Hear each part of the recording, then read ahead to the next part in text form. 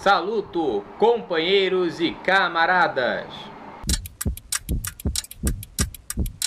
Em 2010, a Vila Cruzeiro e o Complexo do Alemão são ocupados de forma violenta. Já em setembro de 2013, um autor de cordel do Complexo do Alemão escreve uma ficção chamada Dico e a Invasão do Alemão, em que alguém fica para deter a ocupação em cordel. E só agora, em 2018, um sujeito chamado Felipe Favrat leva essa ficção ao extremo, redigindo no meio termo entre epopeia e cordel a mesma história, mas com sereias, golems e até uma libélula gigante. Onde esta merda vai parar? Toca a vinheta!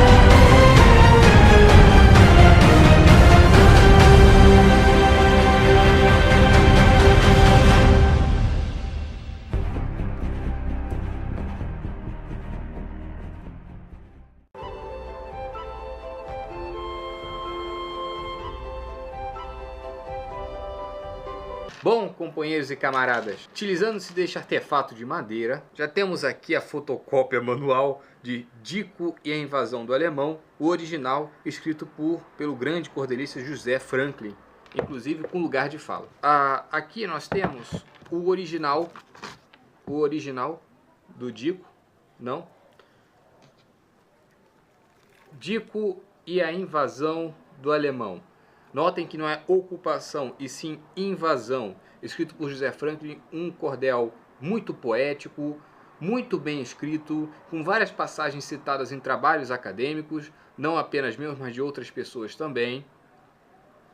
E ele trata de uma história, claro que não se resume a isso, eu também não vou contar o final da história, de alguém que ofereceria resistência, o que já é ficcional. Não, já como vocês sabem, durante a ocupação do alemão, naquela época a fuga foi em massa, seja isso glorioso ou não. Coisa que será discutida no cordel até como a fuga como algo glorioso também e não digno de vergonha. Então, isto aqui vai se transformar nisto aqui. Comparem. Dico, o protetor da favela. Em 11 folhetos, porém apenas 10 cordéis, já que o primeiro é o apêndice. Trata do mesmo tema. Alguém que, inclusive com uma história de amor por trás, na dele um casal heterossexual, aqui um casal homossexual de início, oferece uma espécie de resistência à, entre aspas, ocupação ou invasão. Tá? E claro que eu não vou contar nem o final da história dele, nem o final da minha história, eu só aviso que é de fato surpreendente e muito próximo àquelas ideias de tragédias gregas. Inclusive, aqueles que aplicam ideias de que romances, né, de que prosa atualmente e que alguns poemas transitariam entre o gênero da qual nós o classificamos e tragédia ou tragicomédia. Isso é até um bom material para ser estudado. Agora vamos a cada folheto e sua motivação. Uma cerveja preta para iniciar a história apresenta, além do narrador, que é um espírito obsessor, que pede a cada parte da história algum tipo de droga, tá? Seja das legais e em termos de fumo, bebida, ou até mesmo daquelas passadas por médico. Cada oferenda que ele pede está ligado intimamente ao processo textual, já que, como nós sabemos, a bebida e o fumo, além de outras perversões farmacológicas, sempre foram motivos estéticos e, é claro, de muita comédia. Trata a primeira história, além de tratar da apresentação do personagem, segundo inclusive modelos de epopeias, ela apresenta o primeiro conflito do protagonista, que ocorre inclusive na zona do asfalto, que é chamada aqui de zona do betume. Em seguida, no mesmo palco da cena da fuga do Areal, né, da Vila Cruzeiro até o Alemão, nós temos aqui uma batalha que se passa há muito tempo antes, passante no deserto do Areal, longe de população civil, com toda uma motivação heróica e, é claro, a substituição já nesse momento, já que há vários discursos e discursos opostos, a substituição da denúncia pela perspectivação. Inclusive passagens muito poéticas retiradas de músicas que já circulavam há muito tempo. Na terceira, Café com Açúcar, né, a vida civil, trata do trabalho, e o conflito aqui descrito é mais do homem com a natureza. É claro que não poderia passar em branco a beleza das feiras que ocorrem no Complexo do Alemão, a beleza do trabalho e, sem dúvida, a beleza dos nossos produtos e nossa produção enquanto ser humano, aquilo que nos diferencia do animal, que é bastante discutido como um tema universal humano, a relação homem e natureza, a relação de destruição, inclusive, com ela, aqui descrita, e a vingança que a natureza vai exercer sobre o protagonista. Em Uma Heroína que Não É do Ópio, A Captura da Sereia, ela trata de um evento que não poderia passar branco sobre a ocupação do alemão. A questão de que toda a inteligência por parte das forças policiais foi aniquilada em território do alemão. Então isso demonstra incompetência por parte do Estado, falta de recursos, falta de investimento em inteligência, que é a parte mais importante, já que eles deveriam também passar como heróis, já que eles estavam ali apenas para poupar a população civil. Já chegando ao meio da história, Ansiolíticos para Tempos de Crise é todo um cordel que tem esse efeito ansioso, já que ele é contado de trás para frente, através de um artefato da memória, que eu não vou revelar. Inclusive é nesse aqui que está a libélula gigante, metáfora de uma tecnologia que já existe há bastante tempo em comunidades carentes. E é claro, como diz lá no apêndice, metáfora ou psicose, só não digo mais porque a censura vem atrás. Então não vou dar nomes aos bois. Eu espero que vocês entendam o que é metáfora do que. Posso montar esse quebra-cabeça que quem tem lugar de fala mora lá, e mesmo quem acompanha o noticiário vai saber quais são alguns personagens, quais são alguns lugares e principalmente quais são os grupos que estão descritos de acordo com essas diferentes raças: vampiros, halt, piratas e etc.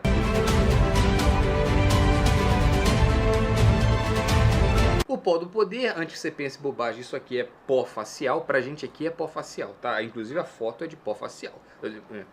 Pó mágico, não é proibido falar sobre pó mágico. Mas enfim, o pó do poder é a defesa desse posto, já que pelo resultado obtido no cordel anterior, que eu não vou falar dessa batalha contrária de trás pra frente. Rumo para o Navegante, o momento em que eu não vou dizer se é o protagonista ou não, segue por um valão que vai passando por diversas partes do alemão e encontra, com muito discurso, muita pergunta sobre a vida, uma espécie de mantícora que figura, bom, não posso dizer, mas que age como uma esfinge, assim como o Édipo Rei.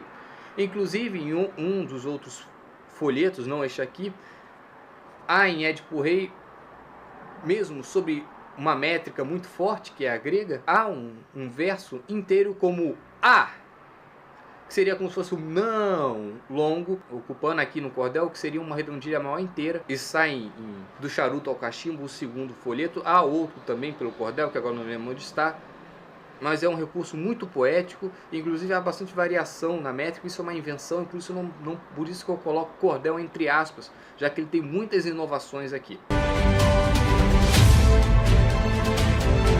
Uma taça de catuaba, Descido ao Inferno, que o pessoal tem demonstrado mais interesse por esse folheto. É claro, se você trocar esse inferno por inferninho, você entenderia toda a metáfora que está aqui.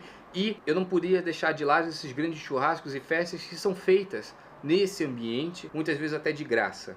Então, esse evento extraordinário, até milagroso, para um lugar onde há miséria, eu gostaria também de retratar e perspectivar, colocar em cena esse cenário. E aqui o conflito é mais entre o amante e a amada, sendo o segundo cordel em que não há propriamente combate à bala, à base da bala.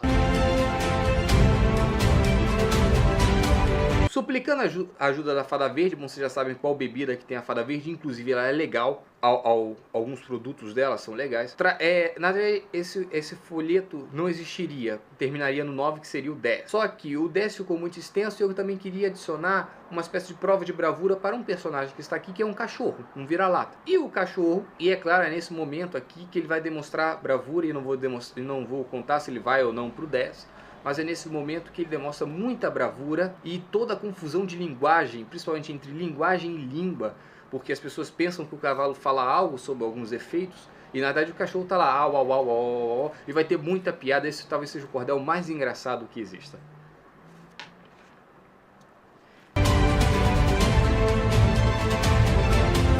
Em A Batalha Final, que o primeiro nome é Um Copo de Taurina, é claro que não poderia faltar o energético. Inclusive, as regras de etiqueta dizem que o energético deve ser assim, ó, em copo longo.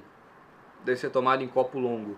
Para quem aí está tomando energético em copo raso, em copo de drink, em taça, energético com ou sem drink, a etiqueta diz que você deve tomar em copo longo. Mas etiqueta para lá, texto para cá.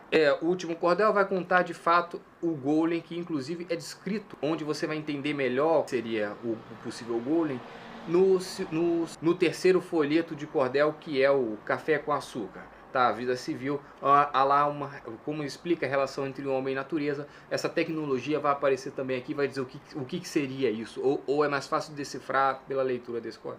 Bom, meus, é uma obra útil para ser usada em sala de aula, para discutir diversas questões, para você realizar sua pesquisa de final de curso, sua pesquisa de mestrado. É interessante para você dar de presente, para o crush, e você pode até revender este cordel. Agora eu gostaria de suplicar a vocês que comprassem, adquirissem o meu primeiro e longo cordel. Na mão dos cordelistas, em geral, um cordel de 32 estrofes ou 36 custa de R$ 2 a R$ 5 cada folheto. Você estará comprando comigo 10 folhetos mais o folheto do apêndice por R$ 10. Ou seja, você estará pagando menos de R$ 1 por folheto. Perceba que eu estou cobrando em folhetos coloridos, enquanto esses cordéis de R$ 2 a R$ 5 são quase todos em preto e branco. É praticamente o preço de fabricação dele. Nesse momento inicial, eu pretendo mais divulgar a obra do que lucrar. Então, meus caros, é só seguir as orientações que estão na descrição, que eu posso enviar por correio, custando assim R$ 10 a mais, porque são R$ 9 e pouco, são R$ 9 e alguns centavos só para enviar a carta registrada, e R$ 1,50 só o envelope. Portanto, eu cobro R$ 10, eu cobro até um pouco menos. E também eu posso me encontrar com a pessoa. Também a gente pode marcar de comprar em outro lugar. Por enquanto, o único lugar que está vendendo os meus cordéis é o stand de livros do Seu Carvalho, lá na Faculdade de Letras. O primeiro em relação à porta.